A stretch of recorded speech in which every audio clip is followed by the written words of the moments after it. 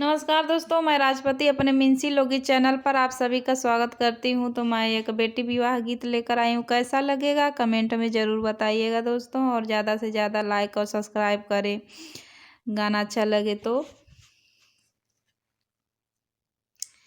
आंगना में खड़ी बेटी बाबा से अरज कर, बाबा से अरज कर, सुना बाबा अरज हमारा रे लालनवा। अरे सुना बाबा अरज हमारा रे लालनवा। असबर खोजा बाबा सुंदर से आनावा। अरे सुंदर से आनावा। अरे जय सई सीता के राम रे ललनवा। अरे जय सई सीता के राम रे ललनवा।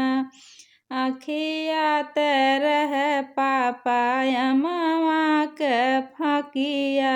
अरे अमवा के फकिया। अरे नकिया रह सुगा ठोड़ रे ललनवा। अरे नकिया रह सुगा ठोड़ रे ललनवा। एतनी बचनी पापा सुनबो जो कैला। अरे सुनबो जो कैला। अरे अगना में गिर मुरझाई रे ललनवा। अरे अगना में गिर मुरझाई रे ललनवा।